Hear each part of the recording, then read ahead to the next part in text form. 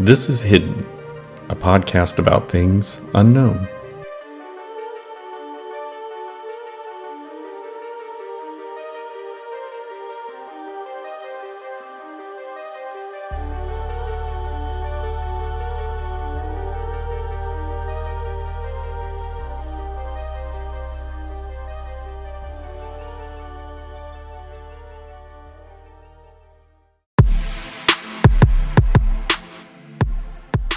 So, my professor will echo with me forever. He always told me the first step to forecasting is to look out the window. So figure out what's happening now, because if you can't figure out what's happening now, you're not going to know what's happening in an hour, in a day, in a week. The voice you are hearing is not in regards to a weather warning, but about the work involved for weather warning. So that's our first step. Our first kind of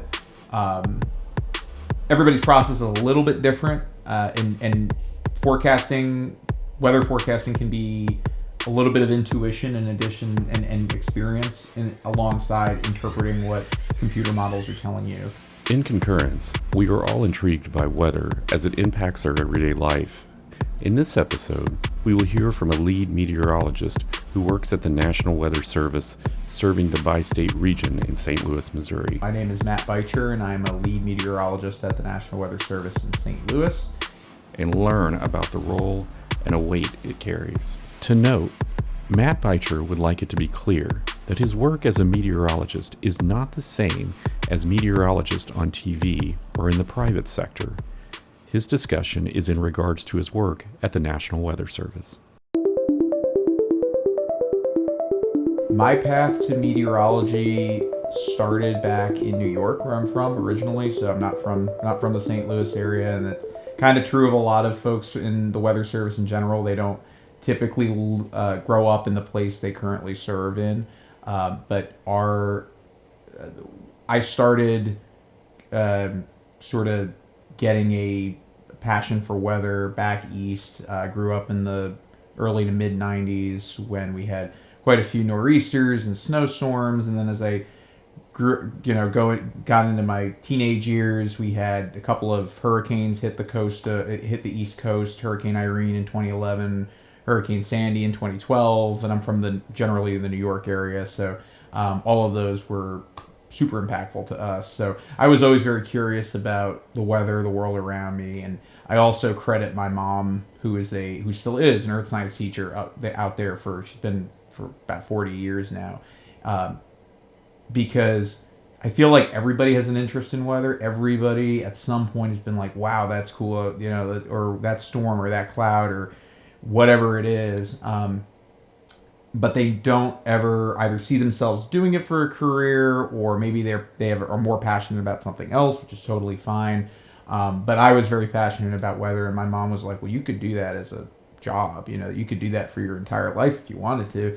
And I never really thought of it that way. So went down the sort of path of studying to be a meteorologist, and there's a lot of math and science. It's basically applied physics and chemistry and mathematics all kind of wrapped into one.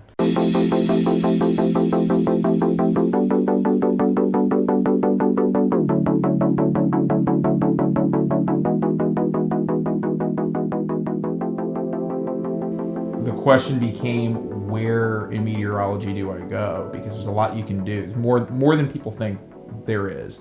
I think when people think of meteorologists, they instantly go to TV and they think of the folks they see on the local news, or they'll think about the National Weather Service because of the warnings they get on their phone. But there's a lot that you can do. You can teach. You can do research. You can work for private companies and help them with their business operations. You can be a forensic meteorologist and testify in court. You can do aviation meteorology. There's a whole spectrum of things. So I bounced around from internship to internship and never really saw myself in the National Weather Service until I had an internship with them and instantly fell in love. And it really was because everywhere else I went, people had a favorite weather type.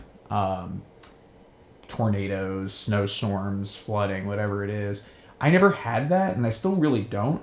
I have interests, more kind of special interests in weather. But I think the thing that I've always found so fascinating about it is how humbling it can be, and how impactful it can be, regardless of who you are or how much money you make or how ready you are. Sometimes it doesn't matter. So at the end of the day, my drive was to serve, to help people. And I don't think you'll find people more dedicated to serving the public interest in terms of weather than the folks at the National Weather Service.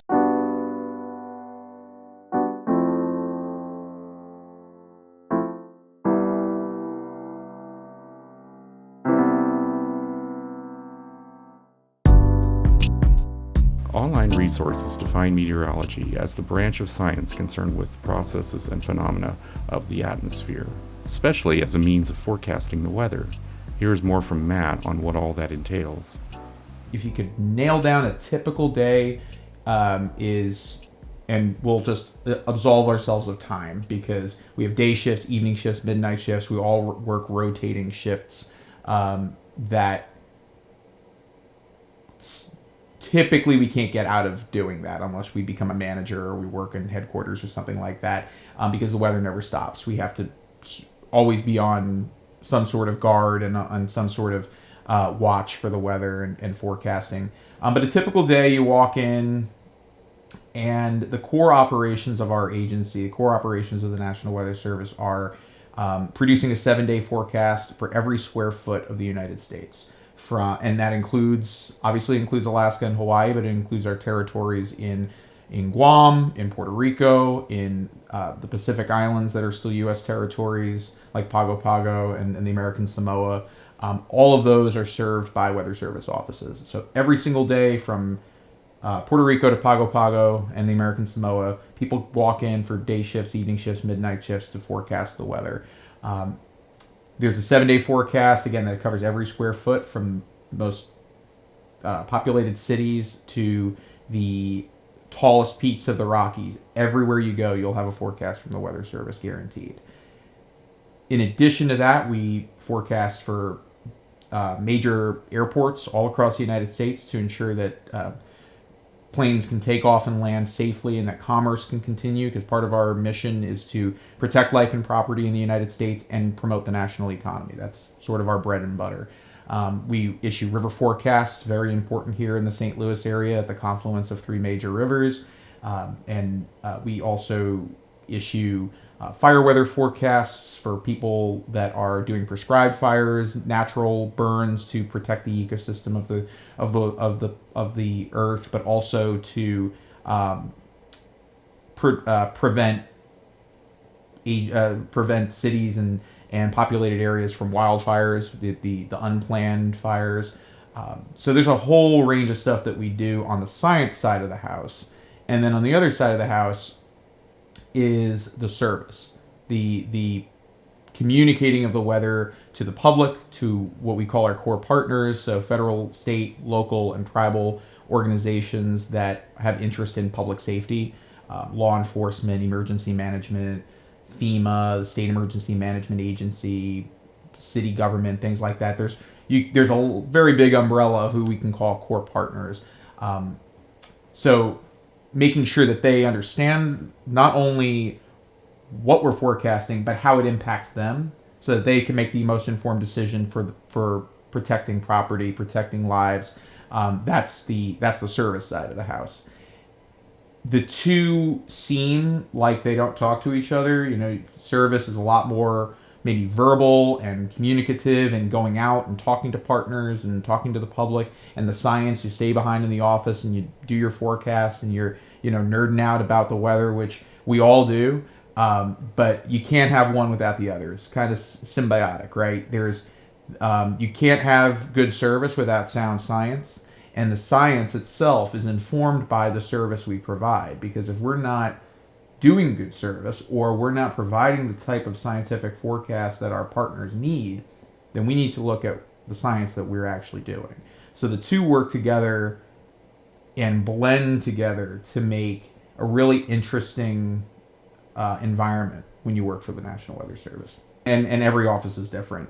Some have other responsibilities than others. Some have marine duties that they have to deal with, like we forecast for open water, coastal water, not open water. So any coastal office will have additional shifts to monitor that, and the Great Lakes are counted in that. The rivers not so much, but and then some offices do like upper air balloon launches. We still tie little sensors to balloons. We've done it for over 100 years, and it's still a pretty good way of getting information. So there's, I think, roughly a third to almost half of our offices do launch weather balloons. We don't in St. Louis, but Springfield, Missouri, Lincoln, Illinois, they both do. Anyway, for us, a typical day shift starts at 7 a.m., ends at 3. And then we have an evening shift that comes in at 3. They stay until 11 p.m. And then 11 p.m. to 7 a.m., that's the midnight shifts, the dreaded midnight shift. I've always found pros and cons with both, or all three, I should say. But you know, your first thought might be, oh my God, that sucks. That's a hell of a rotation. And we're losing people because of that rotation. We have to, as an agency, work smarter across the agency to maybe, you know, when there's quiet weather, consolidate into one office and let people go home and be with their families. I think the day shifts are fine, and even the midnight shifts are not terrible. It's the evening shifts. It's missing dinner with your kids. It's missing, you know, drinks with friends or date night with your significant other. That aspect of the work-life balance is thrown out of whack. And I would say most operational meteorologists, and I include broadcasters in this, feel that way too. But there are unique ways that other organizations have kind of mitigated that we have not yet. But we're on the way to doing that. And I think when you keep that in mind, that these shifts are grueling sometimes, and this is in an ideal world an 8-hour shift.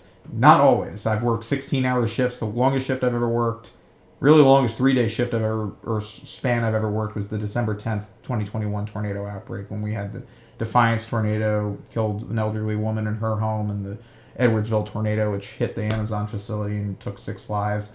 That was the longest day I've worked in terms of just mental exhaustion and physical, 16-hour day. So these are ideally 8-hour shifts, but they're sometimes sometimes not. And if officers are short-staffed, oftentimes it's not an 8-hour shift. So when you have all that stuff in the back of your mind, I think people, before they kind of lambast meteorologists for being wrong half the time and still being paid, or become keyboard warriors and start writing sometimes really nasty things to us that kind of roll off our shoulders, there are people on the other side of that are doing their best, and have your best interest in mind, whether you like us or not. That's generally speaking the rotation is a 7 to 3, 3 to 11, and 11 to 7. But other offices do kind of different things depending on the makeup of the staff, how much staff they have, and the duties that they have.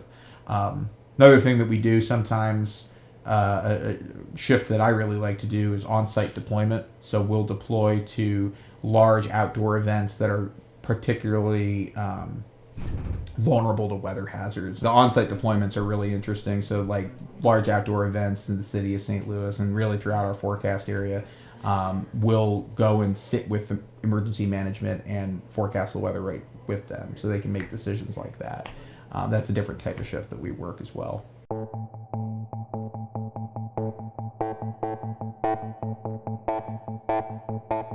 As Matt mentioned earlier, the first step in weather prediction is to look out the window. For a meteorologist, it becomes a little more complex with weather prediction. So we take the current forecasts or the current observations and sort of extrapolate from there and use computer models to help us. The computer models do all of the math and applied chemistry and applied physics that I talked about, the fluid dynamics that we learn in school. They do that for the entire globe so that they model the atmosphere for us. They are always wrong. because they cannot sample every like infinitesimally small part of the atmosphere. So there's always going to be guessing in between these grid points, and those guesses introduce error. And if you kind of compound that error hour by hour by hour by hour by hour, they get more and more and more. Any one model will get more and more incorrect, or probably not close to what reality will be. Which is why we look at literally hundreds of models. And you may be thinking, how does one person in an 8-hour shift, because we don't typically we work an 8-hour shift, interpret hundreds of models and actually make sense of it? There are a lot of statistical ways of analyzing these models so that we can look at most likely scenarios or best and worst case scenarios. How uncertain a forecast is. We think of forecasts as deterministic numbers. The high today is going to be 90 degrees. Well, what if you thought of it as there's an 80% chance of 90 degrees? How does that impact your decision making? Do you wear shorts? Do you wear jeans? Do you think that's warm enough to go to the pool, or or is it too hot and you stay inside? And a lot of weather is like assessing risk. So that's sort of the way our forecast process is going towards, is interpreting a wide range of solutions to determine the most likely outcome in a range of possibilities, while still keeping in mind that there are some outliers that could realistically happen. The other kind of model we use, which doesn't have anything to do with computers, because while they're all great, they're just tools in the toolbox, are conceptual models. So what does a typical heavy rain flash flood pattern look like in the mid-Mississippi Valley? What does a typical heavy snow pattern, what does a typical fire weather pattern look like for our area? That's where the intuition, that's where the experience comes in, because you can look at all these models and look at all of the, again, literally hundreds of models, and see the statistics and see the different scenarios that they produce for you. But if you don't know what that means for people on the ground, then they're useless. There's a great quote from a paper, a meteorology paper. I think it was probably going on 30 or 40 years old now, but it rings true, and I don't think it'll ever stop ringing true. Is forecasts have no intrinsic value. If I put out a perfect forecast, that is never going to happen, but if I put out a perfect forecast, and nobody hears it, it's useless, because it goes back to the very nature of meteorology being used to help society. Weather's great, weather's interesting, weather is awesome and powerful and sometimes devastating and scary. But if you don't tell people about any of that stuff so that they can protect themselves or enjoy it, and enjoy a great weekend, then they're useless. So that's the sort of way we go about it. And we forecast out to 7 days, and we admit it, as you get further and further in time, we're not as good at nailing a number or an amount, which is why we're trying to teach the public, and certainly our partners who have to make decisions about a wide range of people and a wide amount of people, about public safety. We work with the Department of Transportation quite a bit, especially in the winter, to make risk assessments of how they should be operating. We're trying to teach folks that believing a number 7 or 10 days in advance is a fool's errand. It's not going to be that number in 5 or 6 days. It may be, but more likely than not, it'll change. So our science is really changing from a look at 1 or 2 or 3 models and just take a shot in the dark and hope you're right, to explaining the full breadth of what could happen. And it's more complicated, and people say, well, just give me a number. We can give you a number. We can give you what you've always been given. But we can't, if you want something that's better, that is more accurate, that maybe you can use if you know how to use it, we have that available to you as well.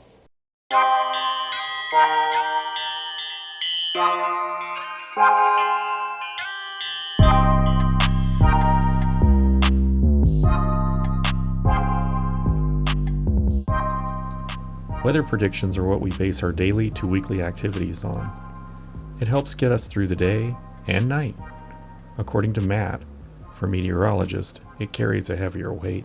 What people are most surprised about when I talk to them about the work that I do, and being a meteorologist in the Weather Service is not like the only experience you can have as a meteorologist. There are folks who are a lot more specialized and maybe are less of a jack of all trades. But I think what people are most surprised about in terms of the work we do is how personal it can be for us. They see our forecasts, they see our posts, they see our warnings. They can, and they're more than welcome to criticize them. But I wouldn't even say passion, it's the dedication that meteorologists have on a large scale. I'm not just talking about our office, I'm not talking about our agency. I think most meteorologists have that altruistic streak in them. They're not in it for fame. They're not in it they're certainly not in it for money. They're in it to help people. There are exceptions to this rule. There are egotists. There are people that only got into it because they want to be on TV and they want to hear themselves talk, or they want to see themselves be this big important person. But there are a lot more of them that just want to help people, and it absolutely kills us when we nail a forecast and it just, people still die. And it's again, outside of the Weather Service, it's broadcasters screaming at the top of their lungs on TV, get in your basement, and people don't listen and they die. We did everything right and it still happened. And it's an unfortunate reality of our job, is that it's quite personal when the chips are down. That, I think, surprises people because they don't think of it. I think they think of how amazing it is, how cool it is, and they hear about tornadoes, and they hear about deaths from tornadoes or flash flooding or heat. But when it impacts them, or when they see how it impacts the meteorologist, that, I think, shocks people more than what they're expecting, and it brings a lot more. I think it brings them into perspective. I think it brings their understanding of the whole process of forecasting the weather into a greater perspective, because it is so personal for us.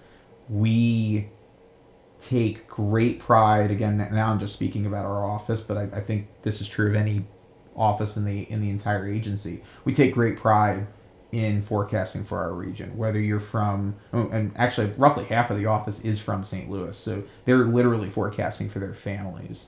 But we forecast for our neighbors, our families, our friends. But even if we didn't, even if I moved to Hastings, Nebraska, where I know absolutely nobody, I still care. You know, that human aspect is really shocking, and it's so important to show people that that's there, because I think a lot of times they think we're some just faceless entity in DC, when we're really not. We're probably one of the most public-facing agencies. You just don't really know it. For most of us, tornadoes, hurricanes, and lightning shows in the skies from severe thunderstorms would draw our interest to meteorology. For Matt, it is something else. You know, if I had to pick one, I am very passionate about fire weather. Which is kind of funny because, number one, not a ton of people are, though I think that's changing. I think people are starting to realize that it's a pretty interesting field for a couple of reasons, but also it's funny because that's not what I went to grad school for. So the reason I'm in St. Louis is because I went to undergrad out in New York, and I decided I wanted to go to grad school. I wasn't 100% sure what I wanted to do in meteorology, and I ended up at St. Louis University and got my master's in meteorology. And originally I was going to study the exact opposite of fire weather, which was heavy rain and flash flooding. And they had no projects for me, but they had this fire weather project that was very interesting, and I just fell in love with it. And not only, and I fell in love with it because it's still weather, but it adds a couple of factors that most weather doesn't have. Number one, there's the aspect of what's burning, the fuels that burn, so grass, trees, leaves, things of that nature. That throws a huge wrench in fire danger. So that's something that you've got to keep in the back of your mind when you're doing fire weather forecasting. And then the growing impact it is going to have in a warming world and a drying world cannot be understated. The southern plains are kind of realizing that over the last 15 years. They've seen grass fires that are hundreds of thousands of acres that they've never seen before.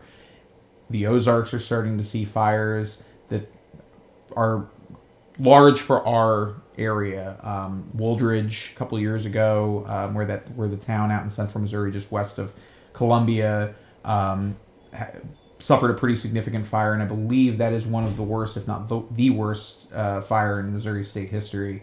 Those are going to become a little bit more typical, and being able to help our federal and state partners, the State Emergency Management Agency, the Fire Marshal's Office, Mark Twain National Forest, who have a big interest in curbing wildfires, but also burning proactively to make sure that the danger is abated, is really interesting to me. And it's fulfilled me a lot to build relationships with those partners, because you learn a lot more about their needs, and in turn you're protecting people. That's at the end of the day, I come home and I'm more invigorated, I think, than when I left for work. My wife cannot believe that I come home kind of more energized than when I left.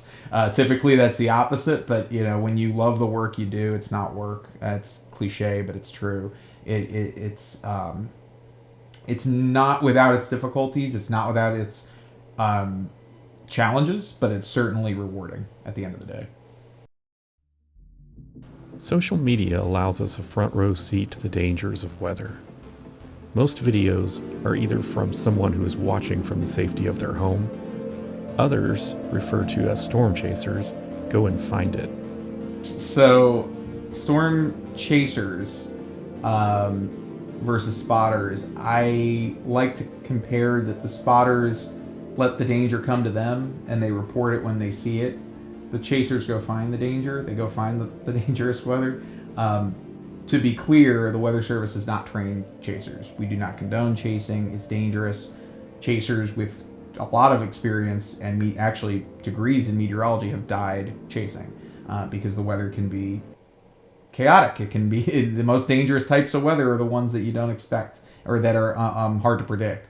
So we don't condone that kind of stuff. At the same time, if there are chasers that want to report to us what they're seeing, we value that information just as much as we do when we train storm spotters across the region. Having eyes on the ground to verify what we see with radar and satellite and automated observations and model data is invaluable, especially in areas where the radar does not see below 10,000 feet, which are some parts of the bi-state area. I'll say maybe up towards Quincy, Illinois, and northeast Missouri, like Edina, Knox County. There's low-level radar coverage is very poor. So a lot of stuff happens in the lowest 10,000 feet of the atmosphere. Tornadoes occur, hail grows and melts, snow melts into freezing rain or refreezes into ice. There's a ton that happens in that layer, and we just can't see it because of the limited radar coverage we have. So we use our spotters on a daily basis when there's hazardous weather. But we don't want people being hurt because, again, it goes back to the mission, right? It goes back to our dedication to protecting life and property. So when I teach classes, I say if the choice is I risk my life or I give them the report, your life 100 times out of 100. Don't worry about telling me about a tornado if it's coming right at you. Get down to the basement and tell me later. And I make that abundantly. I try to make that abundantly clear. And I think nowadays, even though I've never really been into storm chasing for kind of reasons we've already discussed. No, weather doesn't fascinate me to the point where I'm going to go find a tornado. Though I probably do want to see it one time. But I've never seen a tornado in person. There's also in recent years a monetary component to storm chasing. People stream it on Twitch or whichever streaming service they've got, YouTube and whatever, and they make money off of it, which is fine. But there's a cost to that. I mean, and sometimes people pay that cost dearly. The other thing is sometimes chasers, it doesn't really happen here. It's really out in the plains. They can, when there's such a convergence of chasers on a specific area, because that's where it's outlooked for severe weather that day, and it's going to be a really impactful day, that can sometimes hinder the ability for first responders to actually do their job. And when you start to interfere with the ability for people to be saved or to be protected by the people that are going out of their way to do that, putting themselves in harm's way to make sure others are safe, that's where I draw the line. You know, that is self-serving and just mean and horrible. And they don't see anything wrong with that. So I have friends that are storm chasers and proud storm chasers, but they know the line, and the line is when stuff hits the fan, get out of the way. Make sure that the first responders know what they're doing, because sometimes these people have no self-awareness, and they just park themselves on the only road in and out of town, and you're blocking first responders, and it's really gotten out of control. So hopefully people start to realize that it's interesting, it's cool, it's probably fun. I've never done it myself, but there is a very real danger you put yourself in when you do this kind of stuff, and it gets more and more real the closer and closer you get to the danger. In 2024, Hurricane Beryl, the first hurricane of the season, strengthened expeditiously to a Category 5 storm. Around 2.2 million people lost power in Houston, Texas, with at least 14 deaths confirmed hurricane-related. The hurricane magnitude so early in the season was in part by warmer ocean temperatures. In this part of the country, seeing a hurricane in July is not abnormal.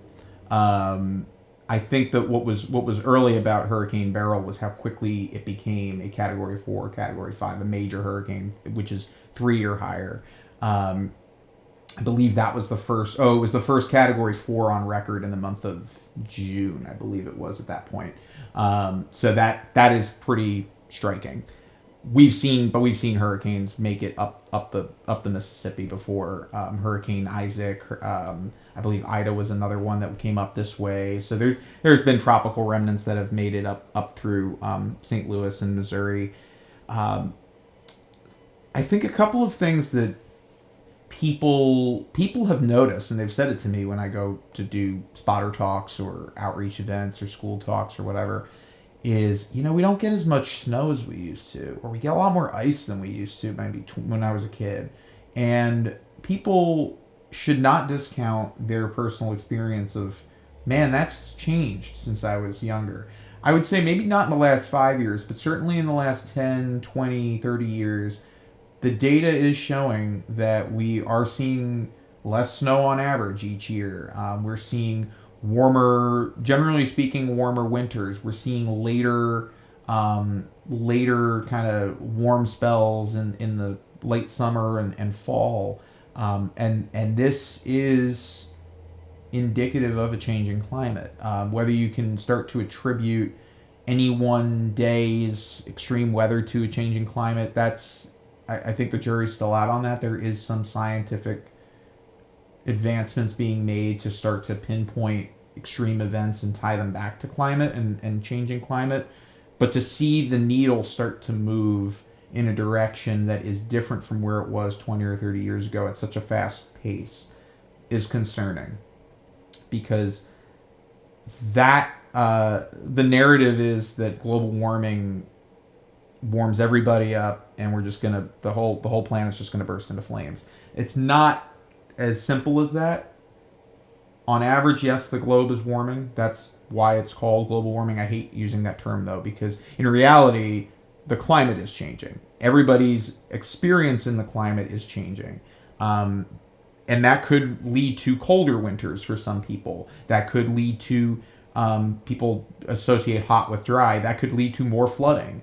And we've seen more heavy rain and flash flood events across the region than we did maybe 30 or 40 years ago. So those kind of patterns are starting to shift a little bit. I don't know if our severe patterns have really changed, whether we have more tornadoes or fewer. There's really no statistical kind of correlation between a changing climate or a shift in the pattern of where tornadoes are occurring. But certainly temperatures, especially during the winter, are getting warmer, which is leading to less snow and an increase in the potential for hotter summers and more heavy rain and flash flood events. Those are all stuff that we've noticed from our climate division of the National Weather Service, the Climate Prediction Center, which has been keeping a close pulse on that.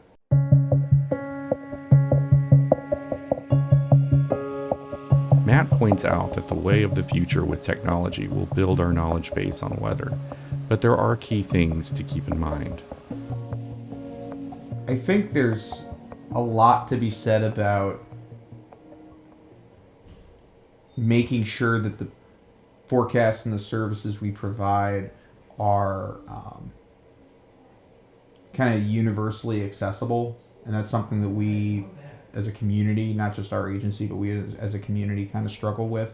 But we're working to try and change. So for example, the warnings we issue. That's probably like our core thing that we do. Most direct influence of saving lives and property is issuing tornado warnings, severe thunderstorm warnings, flash flood warnings. We only issue them in English. We got a lot of people that don't speak English in this country, which I won't get into the debate of whether that's, whether somebody thinks they should speak one language versus another. That doesn't matter when there's a tornado bearing down on you. That does not matter. No one deserves to be hurt or die because they don't understand English or they can't read English. So it's something we in our agency have called service equity, making sure that everybody who whether they don't speak English or they don't have the resources to respond to weather events or they don't have the physical ability or maybe even the mental capacity to respond to weather events, have the services that they need, or at least an avenue to get those services.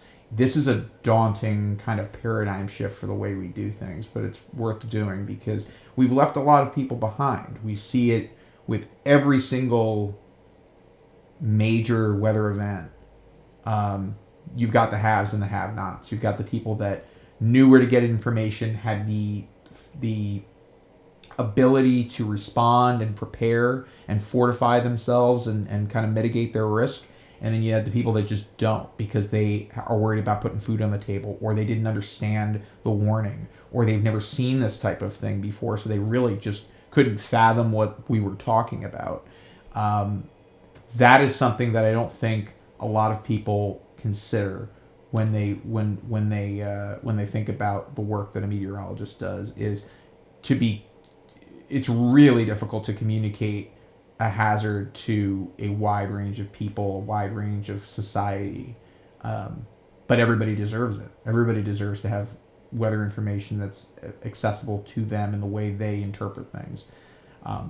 So there's something to be said about that, and I feel very passionate about that, and we're hoping that through not only outreach into community organizations to learn more about the communities that we serve and engaging them in the discussion, engaging them in kind of reinventing our service, we also invest a lot of time and energy into diversifying our workforce. Right now, it's not very diverse. And it's very important for us to get people who look like the people we serve, sound like the people we serve, speak the language of the people we serve into our agency, into our field. Going broader now, just into our field, because they can impart instrumental knowledge into how to change and how to become a more equitable organization, an equitable, what we call it a weather enterprise, and that's emergency managers, private sector, public sector, broadcasters, the whole gamut, people that work together for one common goal. But if you have people that look and sound like me all the time doing this, you're not going to bring those people along, because I've not lived through those experiences. I have not seen a warning that I didn't understand and felt the fear of not knowing what to do. So that societal tie is probably what keeps me coming back for more. And it only gets more complex as you think about how much work we have to do. And it really is, it's daunting, but it's also very exciting, because our jobs are not going away anytime soon. I talked about all the science not even the science, the automation, the models that are not always right. AI is playing a huge role in what we do now as well. But what it's doing is helping us sift through the noise. AI does not replace us. It is another tool that we can use to make sure our forecasts are better. Anyway, the point of that all was to focus our energy into ensuring that every single person in our community safe, or as safe as they can be from these disasters.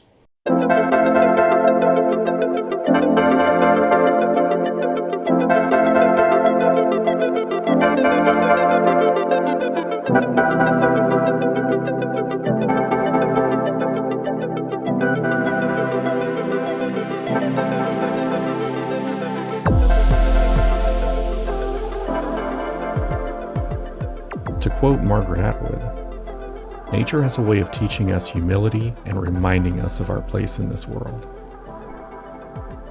I would like to thank Matt for his interview. Although you probably won't hear his voice or see Matt at the National Weather Service in the St. Louis, Missouri bi-state region, he is there watching the weather for your safety. This is Hidden is brought to you by Southside 2-Bit Studios.